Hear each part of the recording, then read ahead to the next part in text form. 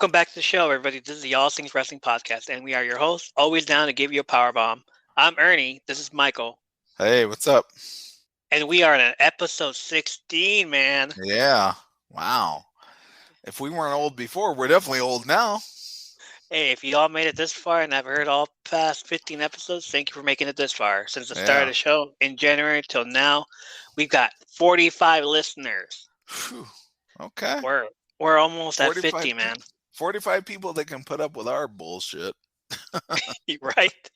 So listen to the podcast, support it, share it with your friends, neighbors, family, dogs, cats, significant others, and help us be your voice for anything wrestling related. You forgot hamsters. Hamsters. I had a hamster when I was 10, so.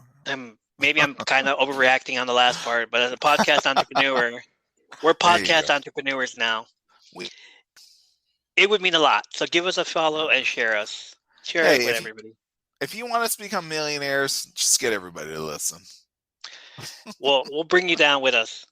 Yeah, there you go.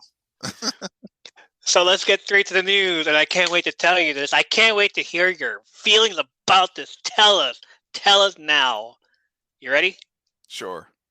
Queen Charmel, or in this case, Booker T's wife, has been inducted into the Hall of Fame. Yeah. Well, I mean, if you want my honest to goodness opinion, let's go. Why not? That's why we're here. Why not? Why not? Other people have entered without doing a thing, so it really doesn't bother me at all one bit. Just another year where they decide not to induct China.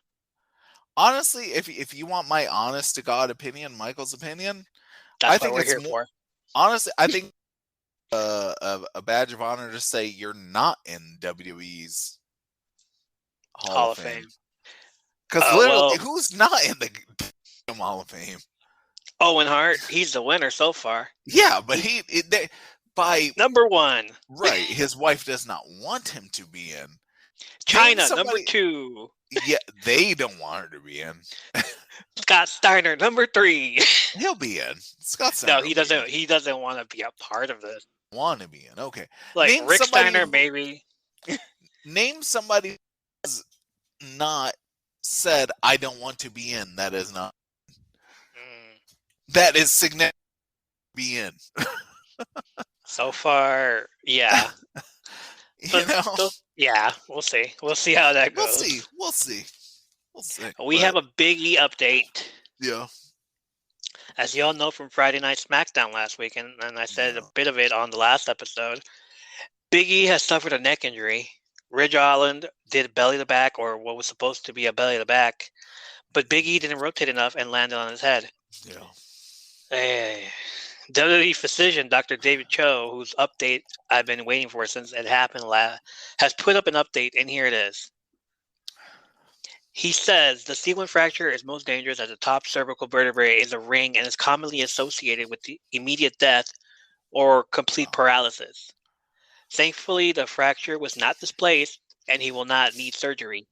Okay. However, this type of fracture often heals incompletely, and it may mean the end of his wrestling career. Yeah. Oh, man. I figured that, unfortunately, and that's sad. Young man. For professional wrestling, he's a young man. Of course. He's younger than us. It's the power of positivity for these guys. Yeah. I would love to see him as just a manager or something. We've seen other wrestlers take bump as well. Sure. Took 10 years to come back. Yeah. Edge, Daniel Bryan, Mr. Perfect, took time off. Mr. Perfect. Rick Rude. Yeah, but no, he didn't come back to wrestle. He never came back? Okay, that's true. Yeah, he never came back. But at least he came back as a manager, though. Yeah, little run-ins here or there. Because he's a young man. I mean, he's still, like I said, he's 30s. He is. For sure, yeah. Me and, we won't say my age, but he's younger than me. we don't bring up age in this podcast. We don't those age. If you figure it out on your own, you get a we tease you about it. We tease about it. We dance around it. Right. Hey, in the 90s I did this. In the 80s we did this. Right. But figure you it out. Just don't know. You just don't know. Maybe in the 80s we did something else. Exactly. Who knows? Maybe I was 20 in the 80s. Yeah, hey, maybe I was 25 in 1981, but I wasn't. But we were. Maybe I was. So Dr. Cho did say, however, how much time it would take to rehab and recover if he plans on coming back. The C6 fracture is likely a compression injury to the vertebral body. This likely requires immobilization, but not surgery. One would anticipate a minimum of 3-month recovery with return to full function and activities for this lower cervical injury. Oh, man. We'll see, but that's scary. Man, that's if I was him, that's scary. And now a word for those that still think wrestling is fake. Yeah. Say that to this man's face. I dare you. Well. But never fear. Our favorite yoga master for men has reached out to Big E in hope that he will help.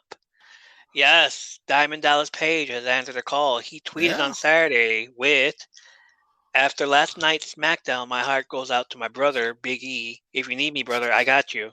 After Ciampa or Ivar WWE got done with their broken neck rehab, they both came to my crib and stayed a few days with me to DDPY rebuild. Diamond.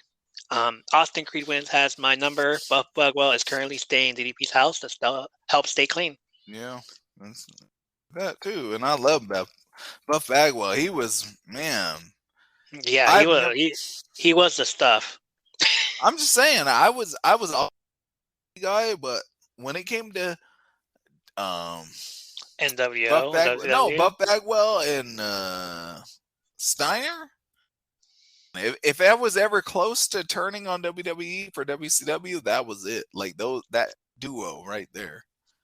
And who didn't do the Buff Bagwell pose and the walk? Yeah. Buffing the stuff, and if you're not me, you're not enough. Oh man. Like, the only reason the NWO had a lot of what's it called? The only reason the NWO had a lot of views was because Buff Bagwell was like all in the screens, like doing all kinds of stuff. Everybody else just standing around. He's just like a freaking child moving around the ring, like Shawn Michaels and DX. He just move around the ring. Buff Bagwell be like, that one time they gave who was it? One of either Lex Luger or Goldberg or somebody, like they couldn't get near NWO. Like it'd be like 60 feet. Like a restraining order. A restraining order. Yeah. So Buff starts counting from the ring all the way to the entrance, and he's like, "Yeah, from here, boss, from here." And then right behind him, he gets attacked by him. It's like, "Oh, you got over the line, dude. You know, why would you do that?" No, they were definitely the most fun. They were. Bagwell, and then I remember when I was still in Sacramento, my friend I know he was your friend, who was mine, so I knew German. I knew you remember him.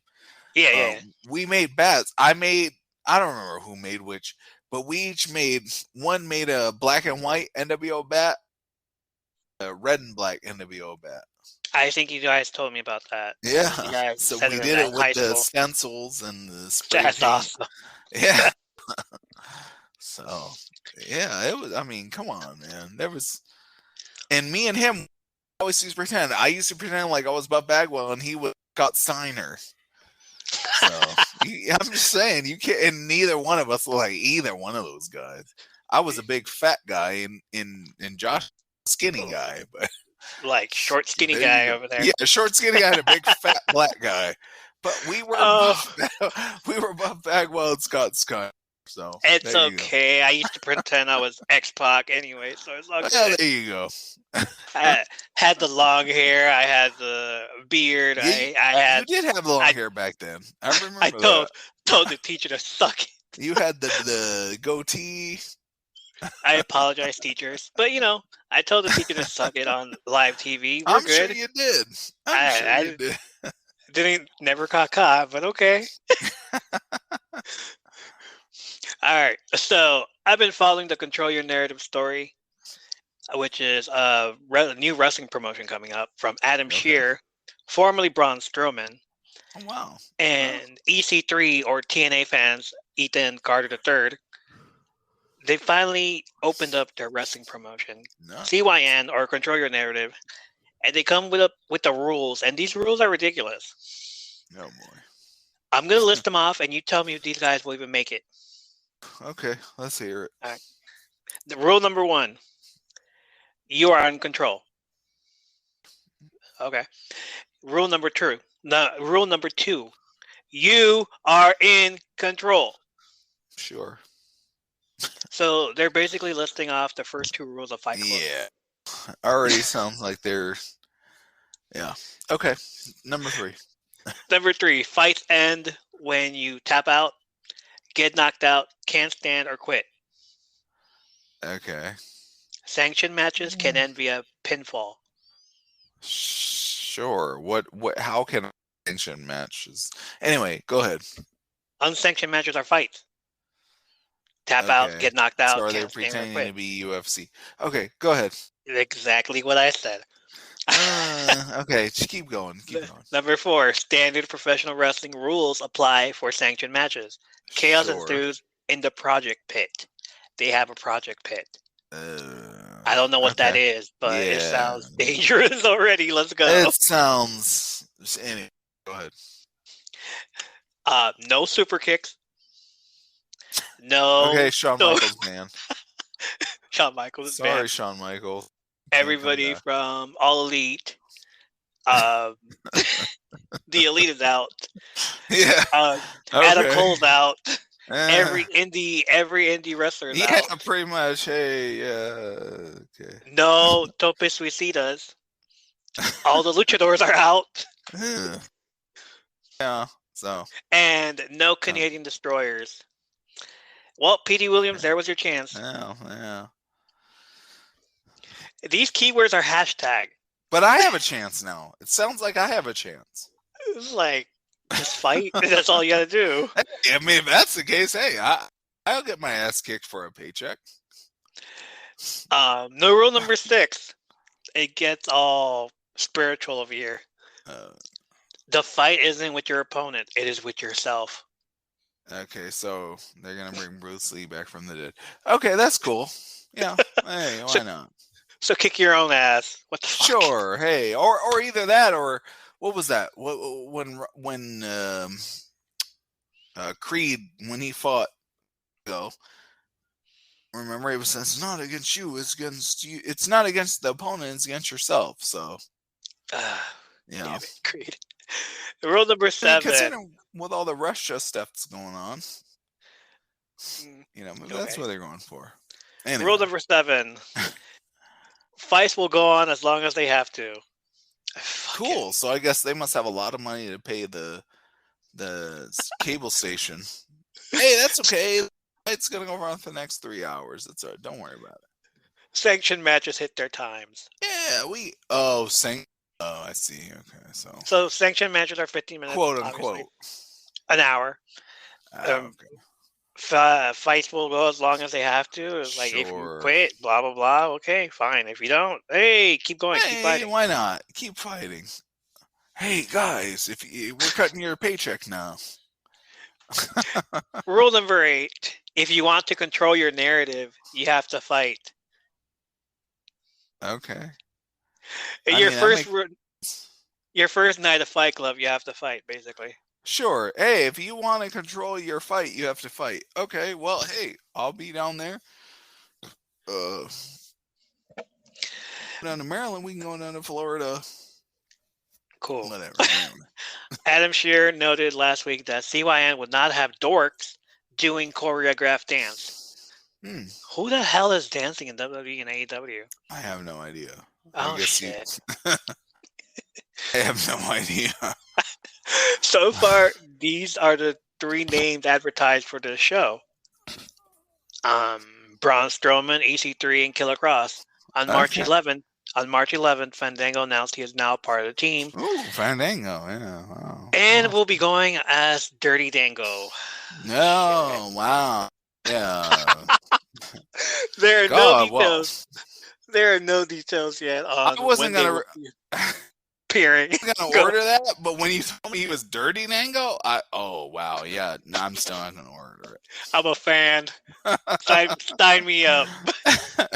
I saw him with his short. He looks like any basic hillbilly from Central Florida. Dirty Dango. Yeah, no, we're not doing that. But their next show will be on March 31st during WrestleMania weekend. Per their official... Yeah, go ahead. Let me tell you something, and please put this in the recording. I would pay more for Dirty Dango's OnlyFans than I would pay for Dirty Dango to wrestle. Put that in the recording, please. Okay? I'll do you one better. I'll put this in the teaser. Put it in whatever you want. I'm just telling you. I don't want to see a man Dirty Dango strip if I'm going to pay for it. Wow. I mean, that's where we're going. I forgot where I was. CY is completely independent of any wrestling promotion, set to an original score. CYN blends professional wrestling, cinema, and harsh reality in what will become the true definition of creative freedom for an industry that desperately needs it and any performer that truly seeks it. There you go. So we've heard the rules and we've heard the basics, as well as no dorks choreographed dancing. Yeah. And now for the matches announced for that night. The Dallas CYN event will also feature the in-ring debut of Cross, Killer Cross, whatever you want to call him now. The following lineup has been announced. EC3 and the Titan Adam Shearer versus Eric Redbeard or Eric Rowan. And Damo, formerly known as Killian Dane from NXT. Austin Aries, asshole. Oh yeah, him. Yeah, he's an ass. Versus Weston Blake. Formerly known as Wesley Blake. Don't remember him. Flip Gordon from AEW. Was he in AEW? I don't remember. Versus Dirty Dango. Killer Cross versus Vincent with Bill Carr and Bateman of the Righteous. They're from Impact. The Project Pit, CYN's unique take on a 5 versus 5 elimination match. Appearances by Marina Shafir, a mystery nostalgic name from the past. I'm guessing by the looks of how this is going to be set up, I'm just going to guess it's going to be, what's his name from, I forgot his name already. I had it. Mick Foley's best friend. That could be anyone.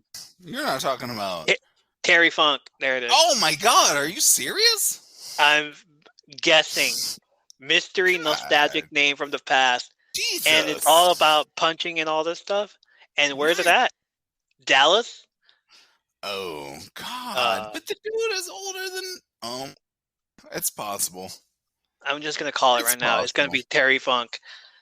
Other emerging young talent projects and more. He's older than the state of Texas. God damn. Okay, we'll see.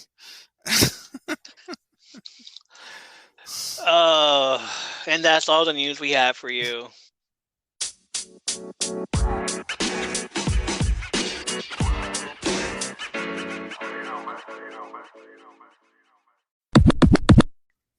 NXT was interesting this week, and the ratings went up from the last 2 weeks. So let me tell you why. Huh.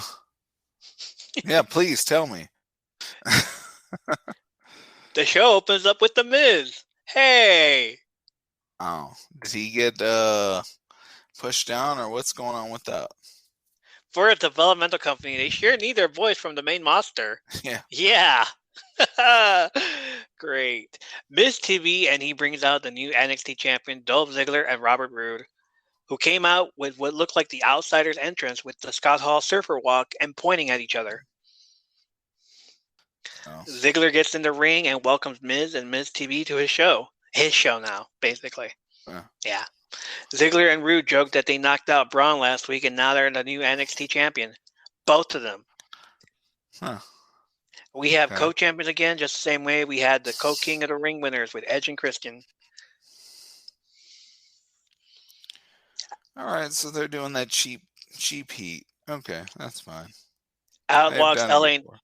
All right, outwalks LA Knight to a huge pop, possibly the next in line. But we did say last week of the rumors that Knight could be going to the main roster.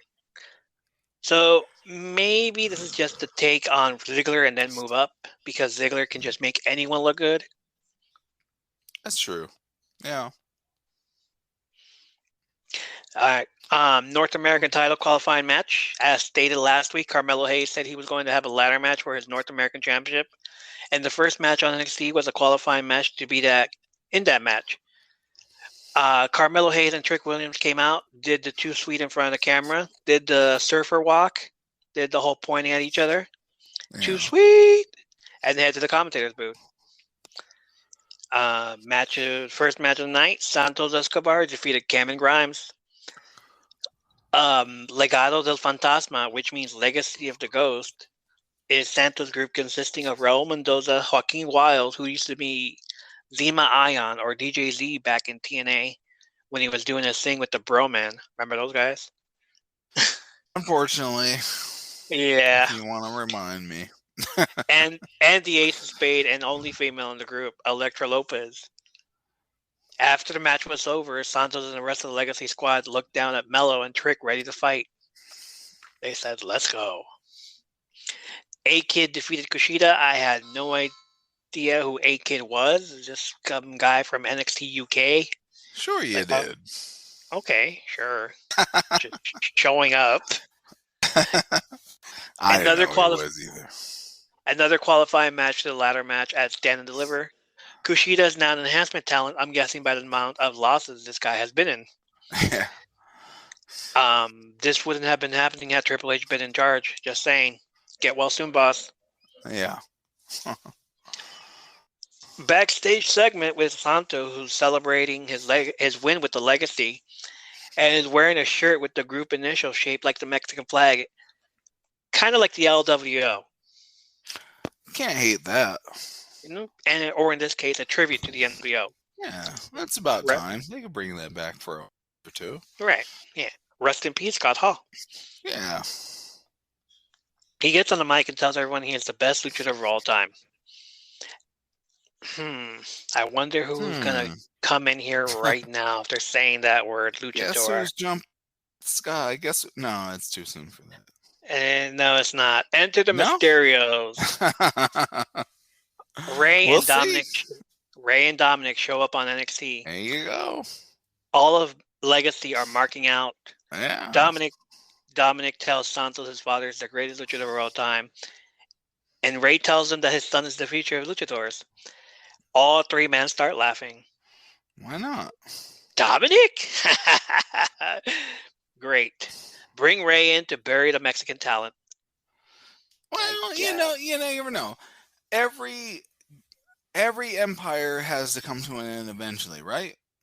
I mean, there was a time where the empire owned a lot of and they came to an end. So who knows? WWE for us, like obviously, I was a WWF fan from the 80s, but who's to say, right? I mean, just because it's what we know doesn't mean it has to be. World knows. Who knows, right? Hey. Maybe they'll defect. At this point, we may finally get the brand extension lottery again with all three brands since they're bringing main roster wrestler up for ratings. You just don't know. Who's to say? Oh, hey, let's go for a 1-minute match for female wrestlers. Tiffany Stratton defeated Saray. That's the 1-minute freaking match right there. Okay. Before the match even begins, Saray has seen walking backstage towards the ring, and Tiffany blindsides her, takes her to the ring, and the match already started. Saray does one move, Tiffany counters, pushes her to the corner, and does a hand flip splash, saying that every gymnast in the history of WWE ever does. Sure. Goes to the top rope and hits a spinning Bader bomb move, and yeah, they called it a spinning Bader bomb move. They gotta call it something. Rest in peace, Vader. Rest in peace, Vader. I guess he's going to the Hall of Fame, but hey, I'm not gonna say, too sweet. But here's for you, Vader. Yeah. But he lives right? I mean, hey.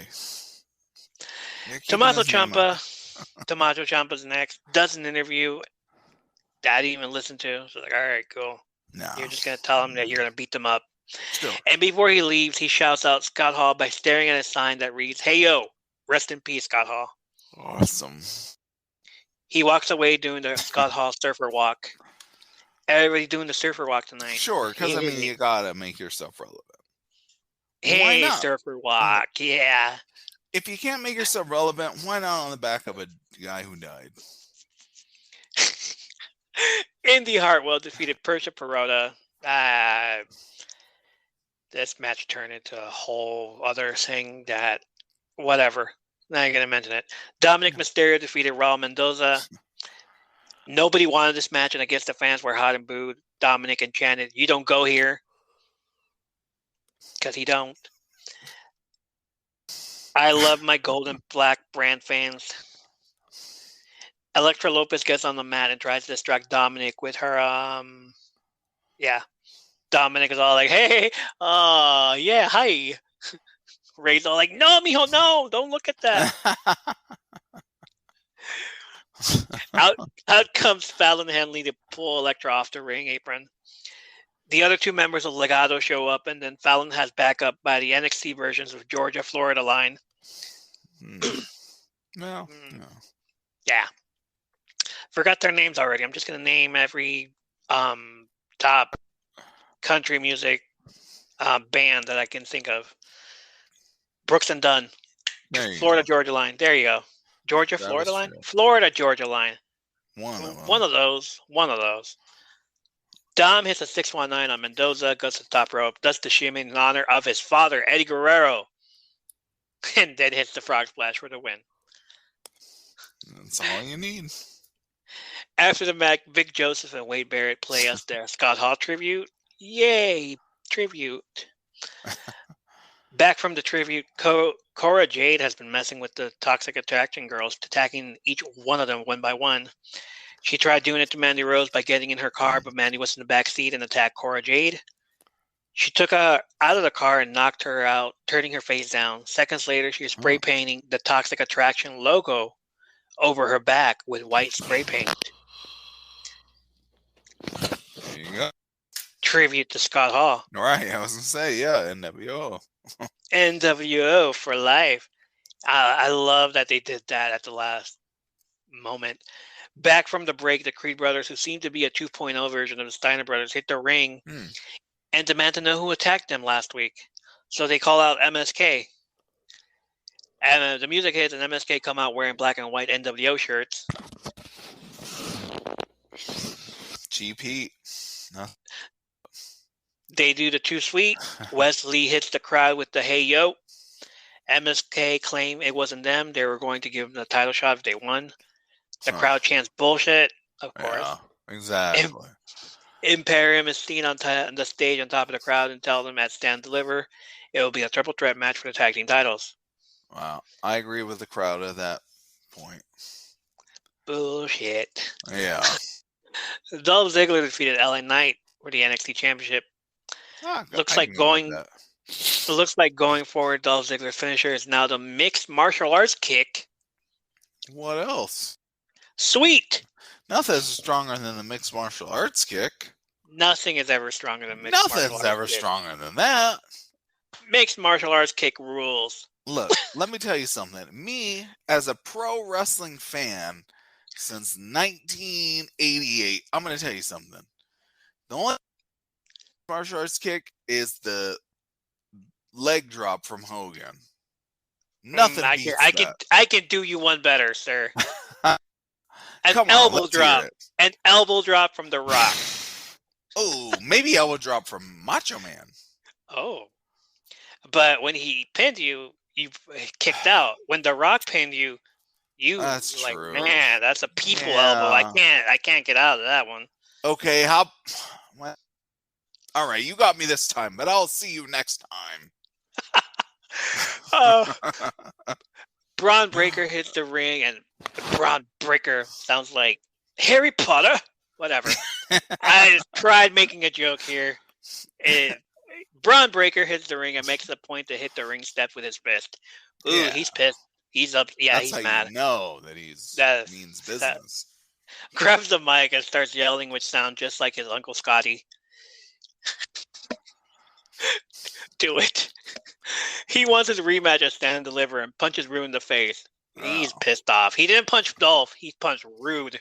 Well, let me just ask you, is it just me, or when you hear something about a Braun Breaker, do you expect a crossover and a slam dunk? Braun Breaker. I mean, I expect him to break stuff. What the hell? You know, LeBron. I hear Braun Breaker, LeBron Breaker. So, like... Yeah, no? LeBron. Sure. Because who is Braun? He's breaking Braun. Who the hell is Braun in WWE? Breaking Bad. Braun Strowman? Braun. Oh. Is he breaking Braun Strowman? Is it an insult to him? Like, what's going on here? We're going to call him Braun Breaker. Okay. Braun Strowman's not going to know what hit him. So maybe he's coming back in a couple months then. Wow. And that's going to be the set. Break Braun. You can't break me. Braun broke Braun. We'll see. Dolph raises the NXT title and agrees to the match, and the show goes off the air. There you go. And it was about time. It was about time. And finally, AEW Dynamite had a lot of Scott Hall reference that night as well. And it should be. As it should be. Jim Ross opens the show with, "Hey, yo!" Yeah. Not okay. Adam Cole and Red Dragon defeated Adam Page and Jungle Boy and Luchasaurus. You ever seen Jungle Boy and Luchasaurus? No. So Jungle Boy is what the name actually means. Luchasaurus is a guy dressed in a dinosaur mask. Oh, wow. So. Yeah. I don't want to. Page and Jungle Express hit a triple moonsault in the opening minutes of the match that made the crowd pop. Okay. There was a moment where Page picked up Cole over his shoulders, and Luchasaurus picked up Kyle O'Reilly over his shoulders, and Jungle Boy went up to the top rope and did a Doomsday Device double clothesline on both of them. Nice. They should have ended the match, but Bobby Fish interrupted the count. Just, damn, that should have been it right there. Yeah, that should have been the end. And didn't bother watching the rest of the match. That should have been it. And I said, nope, I can't watch anything after this. Backstage, Keith Lee is being interviewed, and Ricky Starks tells Keith Lee he needed to be reminded on Friday that Rampage was his show. Keith Lee told him this is why he looked like a bitch when he punched him. Keith Lee is the man. Powerhouse Hobbs was the only one who actually did the work with a Pinebuster on Keith Lee. John Moxley and Bryan Danielson defeated Wheeler Yuta and Chuck Taylor. Okay, I don't know. I want to hear what you have to say about this. During the match, Jim Ross compared Mox and Danielson to Arn and Tully. Ooh. 2 words too soon? Mm-hmm. Yeah.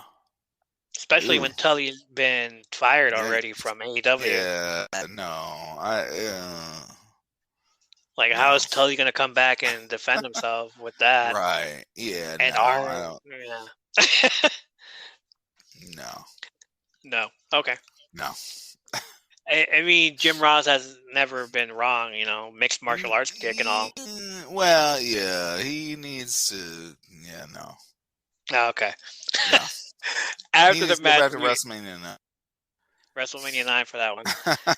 After the match, Wheeler Yuta went back to the ring to shake hands with William Regal, who slapped him across the face and told him to walk out of the ring before he does something he was going to regret.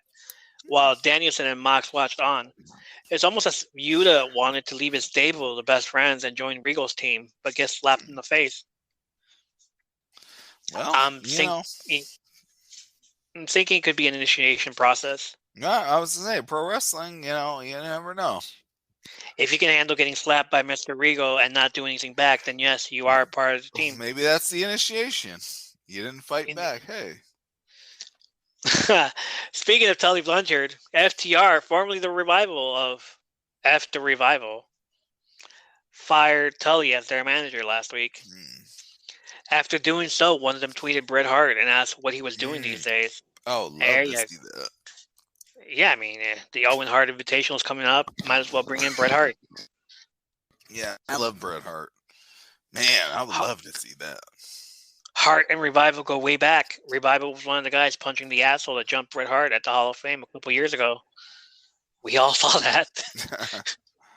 punch, uppercut, uppercut. Jericho's music hits. Everyone's still singing the song, even if he's a heel now. He don't care. We don't care. We'll still sing it.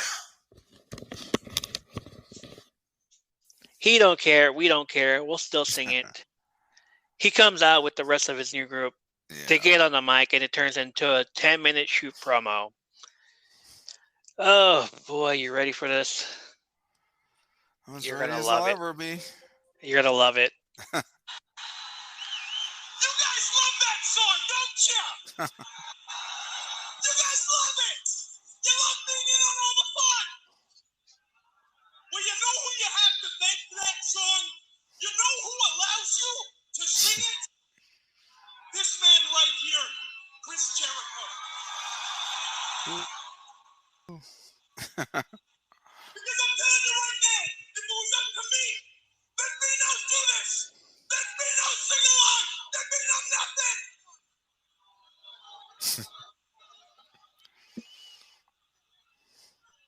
And that's why Chris Jericho is a better man than me. And that is also why this man deserves to be praised. That is why this man deserves to be idolized. Not only for his contributions in this industry, but for his contributions as a human being. So without any further ado, I give to you the influencer, the big one, Chris Jericho.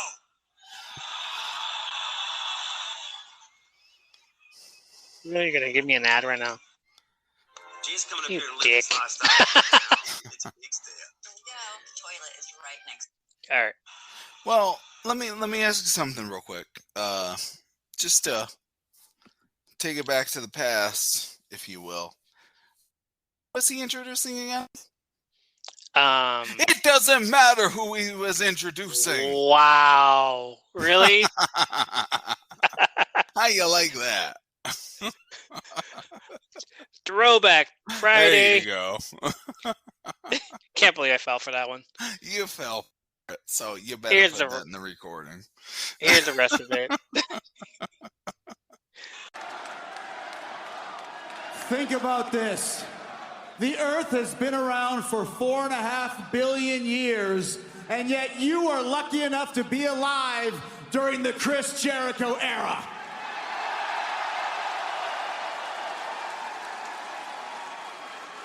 How fortunate are you, right? You're welcome for that. Think about this, too. For over 30 years, you have been living vicariously through me as I take you through classic 5-star matches, riveting promos, angles and storylines you'll never forget. Hell, companies including this one. If there was no Chris Jericho, there'd be no AEW. It's true. I helped build the company. I carried it on my back for the first 3 months of its existence. No Jericho, no you. You're welcome.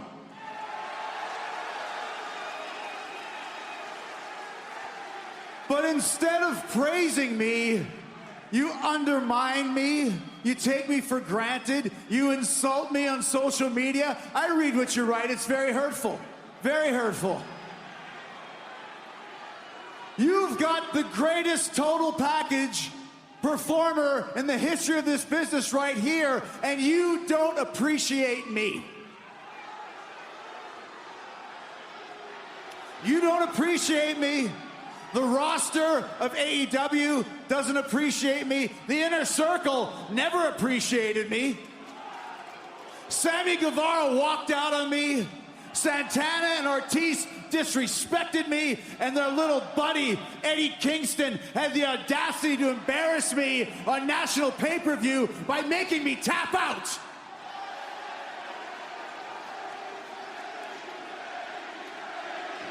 Listen, you can cheer for him all you want. He's not coming out. They're probably not coming out here ever again thanks to us, okay? Keep that in mind. They don't appreciate me, but these men do. And that's why we are the Jericho Appreciation Society. We appreciate each other because we realize very quickly we can't relate to the rest of the AEW roster. We aren't like the rest of the AEW roster because they're nothing more than pro wrestlers. And a pro wrestler has never been legendary. A pro wrestler has never been a millionaire. And as a legendary millionaire many times over, the only reason I was able to do it is because I am not a pro wrestler. I am a sports entertainer.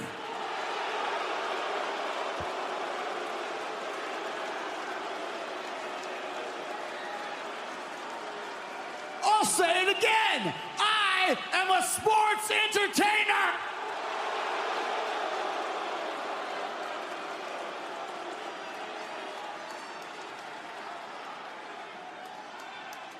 I just heard you say something, and I just got to get this off my chest real quick.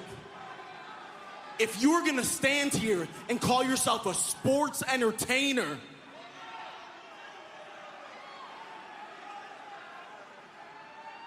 well, then I am too.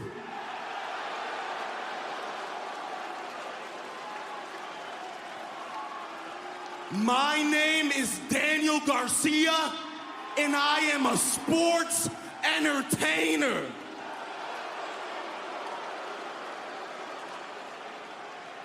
The epitome of a sports entertainer right here. Daniel Garcia, the mask of the Red Death, a man more horrifying and terrifying than anything Edgar Allan Poe could ever think of. But why does he appreciate me? I'll tell you why. January 6th, 2019, a group of independent wrestlers were in a terrible car crash in Buffalo. One of them shattered his tibia. They said he'd never walk again. They said he'd never wrestle again. When I heard about this, even though I had met none of these men, I donated thousands of dollars to their recovery. And not only did that man heal his tibia and fibia, learn to walk, and come back to this business, that man was this guy right here, Daniel Garcia. He appreciates me. Then you got Matt Lee and Jeff Parker 2.0. And by the way, that's a stupid name from Bad Creative, and you'll never hear it again. We don't use made-up names in the Jericho Appreciation Society. We use our real names. Daniel Garcia, Jake Hager, Chris Jericho. And now these two men are going to use their new names, real names, from now on. Daddy Magic Matt Menard. And Cool Hand Ange Angelo Parker. And why do they appreciate me?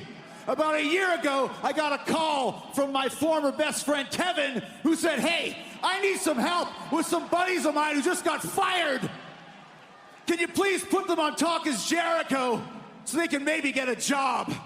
So I brought these two men into my house. I'd never met them before, and at the end of that podcast, I realized these guys have passion. These guys have desire. I want to try and get them a job, and look what happens. AEW hires them. They are here. That's why they appreciate me.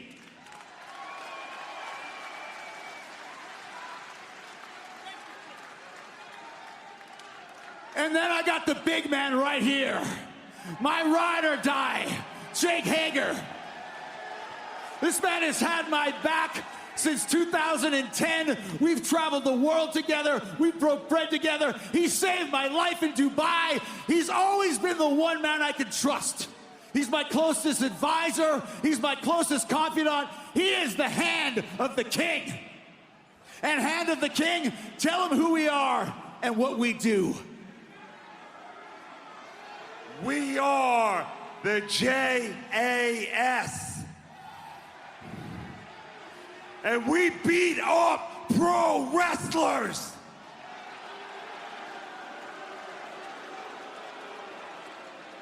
So there you have it.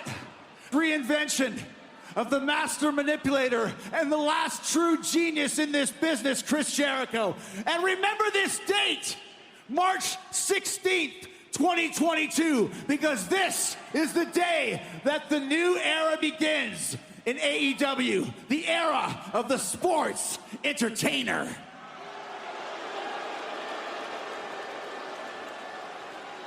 This is the Jericho Appreciation Society, and that's entertainment. Interesting delivery, interesting presentation by Chris Jericho. Got him. Sports entertainment is like a forbidden word. What do you think of that? I liked it. I like to hear that old classic Jericho from the 90s. Most definitely. All right, moving on along. Scorpio Sky defeated Wardlow, of course. MJF, of course, comes out and interferes with the match, punches him with the ring. Scorpio Sky takes advantage of it and pins Wardlow with the roll-up, with the wrestling move. Sure. Way to bury Wardlow already. Yeah. We don't need him. Okay. The Hardy Boys defeated Private Party. They actually let House Party guys wrestle and hang with the boys going for a commercial break. During the match, Matt went for Razor's Edge on Cassidy, but he got out of it real quick. Yeah. I can just see Jeff Hardy going solo with the amount of crowd reaction he got here already. Like, hey, Daddy. Jeff, we like you. We want you to be solo. Matt, sorry, you got to go. We're going to release you. Thanks for bringing us Jeff, though. Yeah, I think Matt was just a vehicle to bring the guy they wanted. Yeah, pretty much. It was really weird seeing Jeff without a shirt on here when earlier I was watching WrestleMania 18 and the man was pale. Andrade, the Butcher, and the Blade show up to attack the Hardys, which in turn Sting and Darby Allin come out to make the save, and now everybody's even. Yeah, so there you go. So I think they'll run a program for about 6 weeks, but at the end of the day, I think they Jeff. Cool. And finally, Thunder Rosa defeated Britt Baker for the AEW Women's World Championship in a steel cage match. Sure. And for Thunder Rosa's entrance, we get the sixth woman, Mariachi, singing Thunder Rosa out. They show footage of the Lights Out and unsanctioned match from these two a year or so ago with a bloody Britt Baker losing that match. Britt Baker comes out wearing a red coat, but with the white and black gear as a tribute to Scott Hall. Yeah. With the white dripping off the black. X-Pac tweeted her and said, "I see you, Britt Baker." Praying hands emoji. They all saw her. Yeah. Thunder Rosa basically went to work on Britt Baker by dragging her face all over the steel cage. And within minutes of the match, there's blood. That's what we came here to see. Blood. Exactly. Steel cage, gotta have the... I really tried to watch the picture-in-picture during the commercial, but I really wanted to get that reaction, so I just fast-forwarded it. Britt Baker brings in the chairs, and Thunder Rosa uses them on Britt. Thunder Rosa is now bleeding from her face from the commercial break. We miss everything. There was a moment in the match where Britt Baker mixed martial arts kicked the referee by accident. And you can hear Jim Ross calling it, "Oh no, sweet chin music." Oh, now you want to say that? Sweet chin martial arts kick thingy. Then they throw him out of the ring. Britt sets up a tower of chairs to throw Rosa into. Sets her up on the top rope. Rosa recovers and counters, throwing Britt on the chairs, which turn into a nasty bump. Oh man, even I was hurting. She's gonna need a lot of chiropractic therapy after that one. Like it took her. No, she did the whole and didn't even land on the mat just yet. She stood on that chair for a minute and then dropped. Oh, that back is going to hurt. You think she would sell that move, but within seconds, she's up and grabbing thumbtacks from under the ring and introduces him in the ring to drop Rosa on top of. That's how good she is. A lot of counter moves. Rosa powerbombs Britt on the tacks and then hits a Thunder Driver on the tacks to secure the win. Female referee legit hit that 3 count on top of those fake thumbtacks. Yeah. They were fake. Everything of Randy Orton. How about that? Okay. Thunder Rosa celebrating in the ring with balloons and streamers coming down because that's how you're supposed to celebrate. Exactly. Take note, Lex Luger. Yeah, Lex Luger. 20 years. If you... Yeah, anyway. 20 years and we're still making that joke. I don't 20 care. years. Dustin Rhodes comes out to embrace the winner. Reason for this was because they were in Texas. So let's have a Texan embrace another Texan. Sure. Stone Cold was busy that day. Yeah. He's on a contract to somebody else.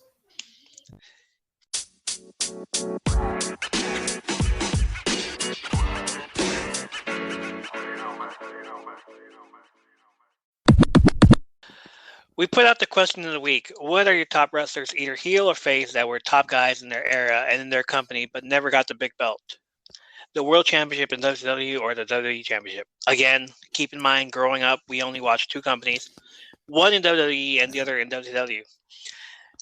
This list is going to be controversial to some, and it's going to have a lot of people saying bullshit, but I think the list I did indeed ended up being another 80s and 90s guys. So maybe it would be another list for the Millennium guys, the new era guys. Yeah. All right, so I gave myself some rules as to how I should pick these. Number 1, Vince loves loyalty, so pick the guys that stayed there longer than a year. Or Bischoff. I don't know why I just said Vince, but okay. After that, there shouldn't be a reason why I didn't get a shot or a chance to become one. So my number 10,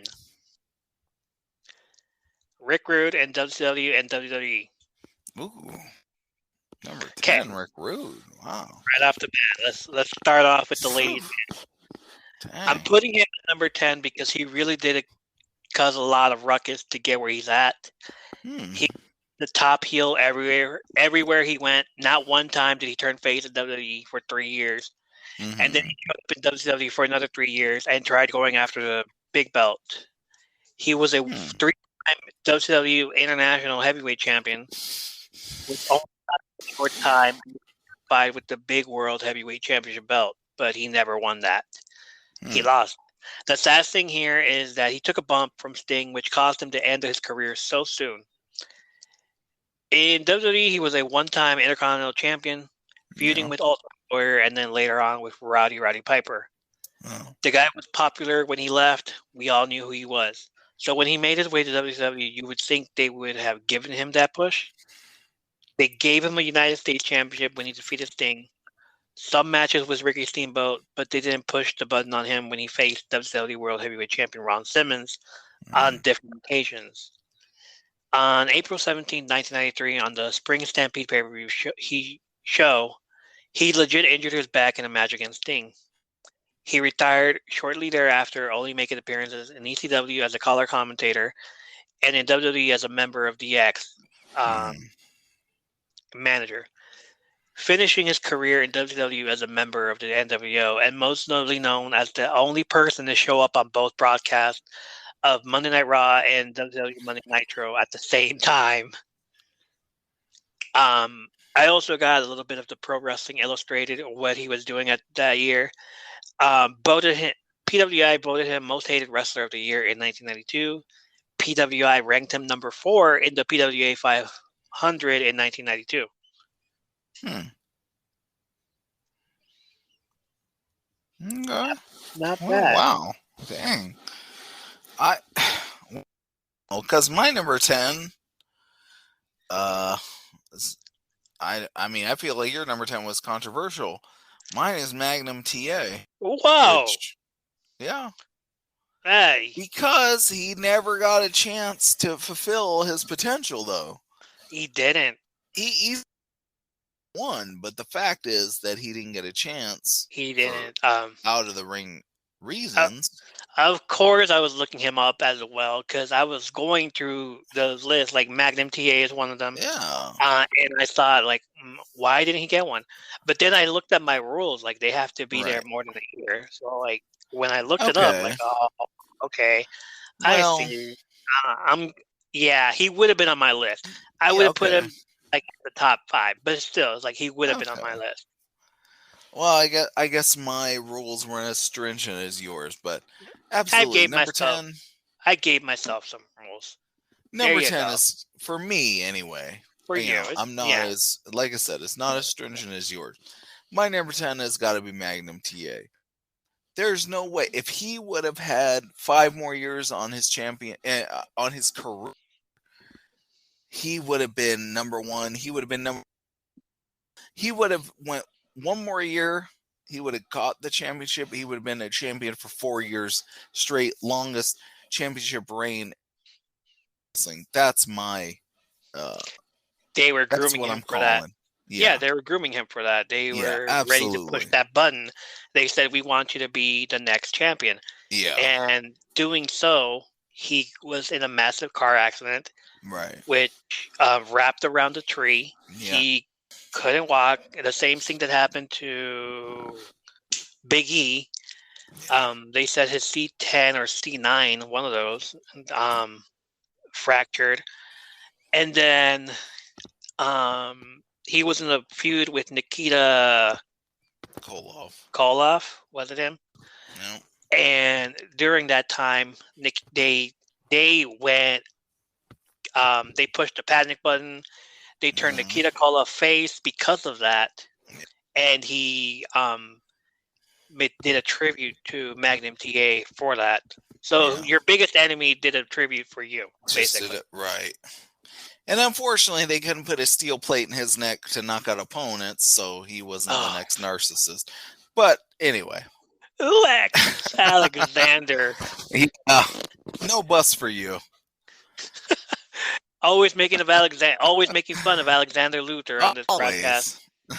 I'm sorry, Alexander Luger. Well, yeah.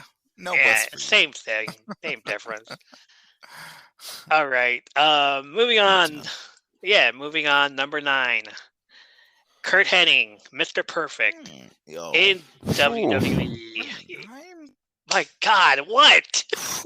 No, go ahead. It's your list. Wait until you see the top 5. This is why I put him. Hey, I put him there. He's good. He's great. It's not my list. He's great. Kurt Hennig from 1988 through 1996. Okay. Mr. Perfect deserved that championship belt. He was top face and top heel. And still, yet they gave him the belt to people who would eventually leave for movies anyway. Sure. Another guy who feuded with the top face and should have gotten that opportunity. And I get they wanted to protect their company. They wanted to protect the business. But you give him a name like Mr. Perfect and he's a heel. You should be able to give him that. He then held the Intercontinental Championship twice, which was the workhorse belt. The secondary belt, but it still doesn't count. He wrestled and faced people that would become top guys. Bret Hart, Razor Ramon, Randy Savage, Ric Flair, and Shawn Michaels. Unfortunately, and this is why I have him at number 9, he started having back problems by 1991 when he suffered a broken tailbone and bulged disc and had to retire. So he retired in 91, but he still wrestled sporadically. He was a manager to Ric Flair, wrestled a match teaming with Randy Savage, but later on would mostly be in losing situations against Shawn Michaels and our favorite, Alexander Luger. Had it not been for his bad back, we would have gotten to see a perfect push for the top gold, especially in the era where Hulk Hogan left for the movies and WCW. Just imagine him versus Bret Hart, Yokozuna, Shawn Michaels, Owen Hart, Razor Ramon, Tatanka, Bam Bam Bigelow, and feuding with the $1 Million Corporation. Okay. He was PWI Most Improved Wrestler in 1997. Sure. Number 9 of the PWI Top 500 in 1993. Yeah. Okay. Oh, All right. yeah. But let's go. you're talking about 1997. Now, here is going to be, again, if you're old like me, if you're young like Ernie here, you might not appreciate it. Oh, Barry Windham. Oh, not bad. Barry Windham. Come on. Where? Where? 1993. In If he WWE? didn't win it. No. WCW? Okay. It had to be 100%. No. NWA. But his 1993 run into WCW. Oh, okay. I see what you mean. So, like, I will give you that percent of his run probably was NWA, but the 20% was in WCW. Absolutely.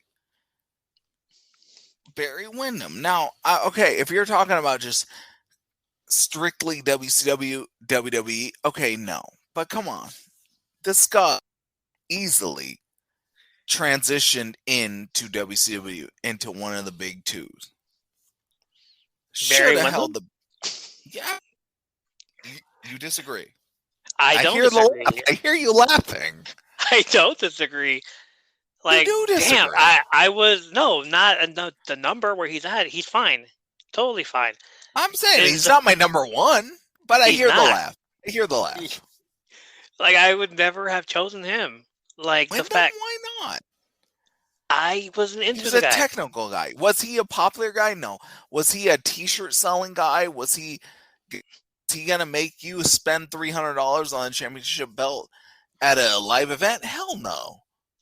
But was he not a guy who was consistent? Was he consistent in his character? He was. He was consistent. Was he a 10 guy? No. He was never a 1 guy either. But one guy every day, every night that he was a middle. He was a middle. Absolutely. 7 to 9. Was he a 7? Was he a guy every time he wrestled? Around there. Would you ever put him below 7? No. Okay. Above 7, yes. Above 8. Above 7, yes. Around 8, yes. Around 8. Okay, there you go. So for not my number 1, not my number 9 or 10, though. No, like, not my number 1. Okay. He's definitely my number 9. Okay. Barry Windham. Wow, we're going to have so much fun with these, aren't we? Okay. And if you're listening and you disagree with our list, tell us why. Send us a message. Send us a voicemail. Come on.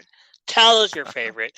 I'll probably start putting in everybody that answered that in that chat room and just say off their names like, hey, I mentioned you on the podcast. Check it out. Because they're gonna be upset. I don't care. Wow. they named some. They named some of these. It's like, all right, cool. We'll see how that goes.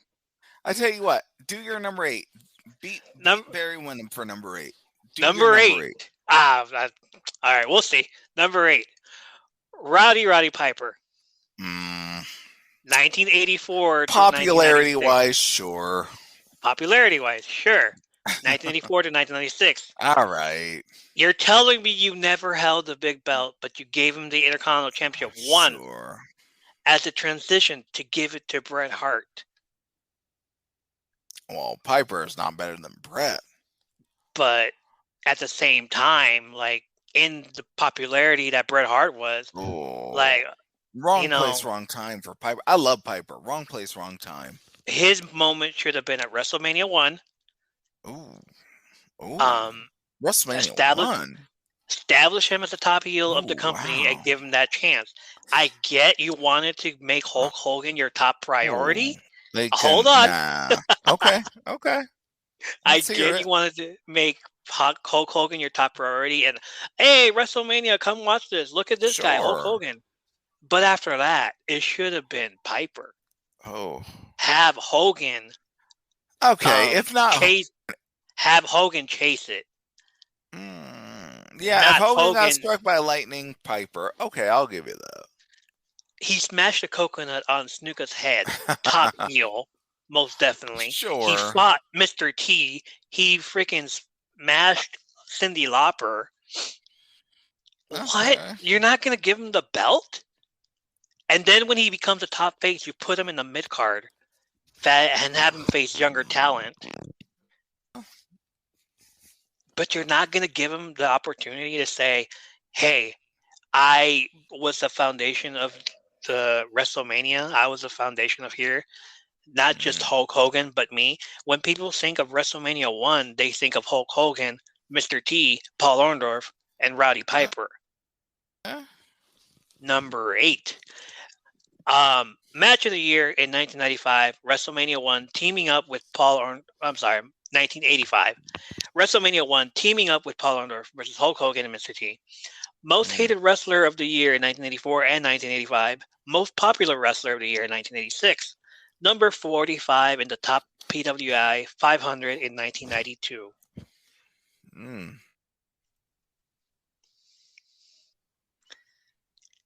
Can't wait for your calls, guys. Come on, bring it in. I don't want to do it now. Something to say. No, I know you're gonna have something to say. Fine. Do I have to do it? Do I have to? We all have something to say. We will most definitely have. I want to throw this list over now because you're such a corporate guy. What? Fine. Arn Anderson. Oh, you happy? Yes, I love that. No, Arn is that Anderson. Is that really your number 8? Yes. Okay. Arn Anderson. Let's go. Back then, although I was not a WCW guy, Arn Anderson, sir, there was no guy tougher than him. If you wanted to find somebody tougher than Arn Anderson back in the day, you had to go to Demolition. And Demolition, yes, that was the tag team, but they were a tag team. But if you wanted to find a tougher single guy back in the day, you had to go back and you had to go to Arn Anderson.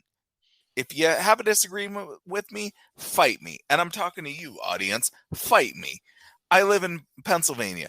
Come to me. We can fight. It might be the city of brotherly love, but I promise you, it'll be the city of me kicking your ass. Fight me. Number 8, Arn Anderson. I agree with that. Do you have a problem with it, Ernie? Because you can come to Pennsylvania and we can fight it out too. And we can put it on and they can pay us. And come on, let's do it. Let's go. Come on. you guys out there, pay us. You put money on Ernie, you put money on me. You take the odds. Because I'm pretty sure that not only can Arn Anderson kick the ass of Ernie's number 8, but I kick Ernie's ass too. Let's put it down. Arn Anderson versus Roddy Piper? Absolutely. Oh, that sounds like a match. Let's do it. That sounds like a match that would have happened already. It should have happened. And you know what happened? Roddy Piper would have had his shoulders down on the mat for 5 seconds, not 3. What do you think about that? Maybe Roddy Piper could have taken, I don't know, Arn Anderson's spot. Absolutely not. Somewhere. And in a cage match. Yeah, maybe. But I don't. Or giving it to Mr. Perfect. You're telling me too soon. Tully Blanchard in his corner? You're telling me Roddy Piper's going to take any kind of match? I don't think so. He wasn't scared of Mr. T. Come on. Come on. All right. Number 7. Oh, you're going to get mad. You're going to get mad. Ricky Steamboat. 1985, 1988. 1985 through 1988. I can respect it. It's coming from you. He definitely kicked your butt. Initially, after getting a DDT from Jake the Snake Roberts on the concrete, which Jake didn't want to particularly do because he was scared. Ricky wasn't going to stop himself from hitting the pavement, which happened anyway. Vince should have owed Ricky a favor from here on out. That favor would have been after him versus Macho Man. Vince should have owed Ricky a favor. Like, hey, I owe you a favor. You want a shot at the belt, at the big belt? You want the big belt? I can give it to you. The next strike is being the top match of the night, right next to the match that Vince thought was going to be the top match in the main event. Vince should have thanked Ricky Steamboat then after he won the IC title from Macho Man. But instead, they punish him for it and have him lose in the tournament for the WWE Championship at WrestleMania 4. He left WWE in 1988 for WCW because of that. He wanted to spend more time with his family. They didn't punish him for that. They punished him for being the main attraction at WrestleMania 3. Like, you stole Hulk Hogan's thunder. We're going to punish you. Really? Goodness. Match of the year, WrestleMania 3 against Randy Savage. PWI. Ranked number 6 in the PWI Top 500 in 1992. Wow. Okay. All right. I mean, I can't say that you're wrong, but I won't say that you're right either. Hey. We can agree to disagree. Can we agree to agree on Nikita Koloff? Oh my God. Hey. You have... Go ahead. Let's go. I'm an old man. What are you going to do? This guy, come on, had a run. Haven't seen a run like him until you went into the 90s with your favorite guy. Who's your favorite guy? The guy who almost died cutting in his veins, punching a limo window. Who's your guy? Name him. I'm not going to name him for you. You name me. You name him. Who punched a limo window and killed himself on live TV? Goldberg? There you go. Nikita Koloff. This guy had a run only rivaled by your guy. He's not my guy. Go ahead. He feuded with Flair. He feuded with Hogan. Come on. He was the number one guy. Again, I know you want WCW and WWE only. But they're not. I only did those because I only know of those. You knew of NWA, apparently. And I'm like, hey, I didn't know about those guys. I wasn't calling you out. I'm just telling you. These were big name guys that came over. You know that Nikita Koloff was a name in WCW. Was he a name? Of course not. But was he a name? Yes. And why was he a name? Because he was a big name in other federations. He was also a big name in WWF in the 80s. So, and he feuded with your good guy Hogan, your best friend, apparently. I mean, when was the last time? Have you been to Tampa? Have you been to Hogan's house? I haven't been there, but you make a friend like you've spent the night. Hogan knows best, and so apparently Ernie knows best too. All right, so talk to me. Moving on. Have you been spending the night? Are you? I'm thinking you're maybe. I don't know. Are you next line for Brooke? What's going on here? Oh, yeah. Well, I'm calling Nikita Koloff, and I'm calling you. If Nikita Koloff number 7, and apparently you're number 7 for Brooke. What's going on here? Ricky Steamboat's my number 7. Yeah. No, Brooke Hogan is your number 7. How about? All right, fine. Number 6, final one, and then we move on to number 5 next week. Number 6, and just in time, is coincidental that it happened because this list was already made weeks ago. Razor Ramon in 1992 to 1996. Number 6. Come on. Your number 5 better be Triple H, The Rock. Number 5. My number 5 is better than my number 6. I tell you, better be right now. Good right Lord. now. Razor Ramon in 1992 to 1996. NWE WrestleMania 10 ladder match should have told you he can go. Sure. Him facing Bret Hart at Royal Rumble 93 for the title just said that he can go. He defeated Diesel on the year that he was world champion and was in a feud with Jeff Jarrett. And that should have told you that he can go. He didn't even complain when they had Goldust flirt with Chico. It's no wonder he was the first one to shoot that shot and go to WCW. Check out episode 16 titled Hey Yo of the All Things Wrestling podcast to learn more about him. Yet he did get an opportunity to hold it and be near it after that Royal Rumble match against Bret Hart. That was it. That was done with. After that is all mid-card. He didn't need it, but at the same time, all your favorite matches are with him. Against Bret Hart, against 1-2-3 Kid, against Shawn Michaels. I'm not arguing that. I just can't believe it's that high up. PWI Match of the Year, WrestleMania 10 versus Shawn Michaels in the ladder match in 1994. Ranked number 7 in the PWI 500 in 1994. I told you this was going to be controversial. Let's go. Number 6. Well, I guess I'm going to be asinine as you are. My number 6, Roddy Piper. Oh, okay. Yeah. Nice. I know he should be higher on my list because I actually know what I'm talking about.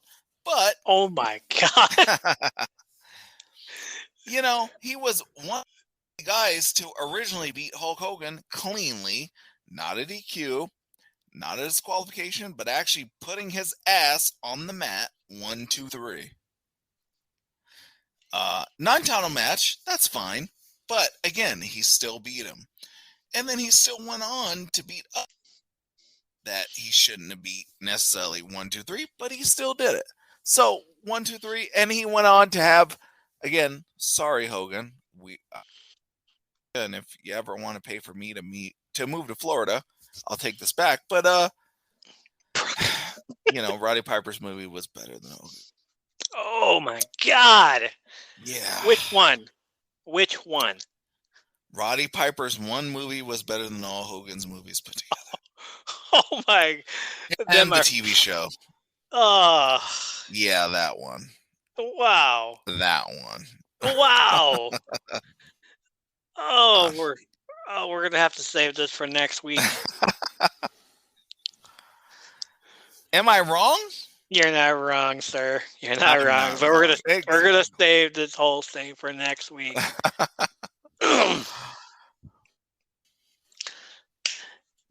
Join us next week when we discuss the rest of the list from 5 to 1. My 5 are right. Bernie's are wrong. Let's just get that out in the open right.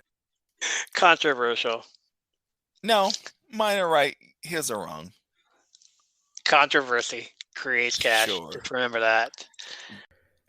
All right, guys. That's all the time we have for tonight. We will be back next week with WrestleMania 18 moment discussion. More news and results. The top 5 wrestlers who were top guys that didn't get a chance at the big time belt.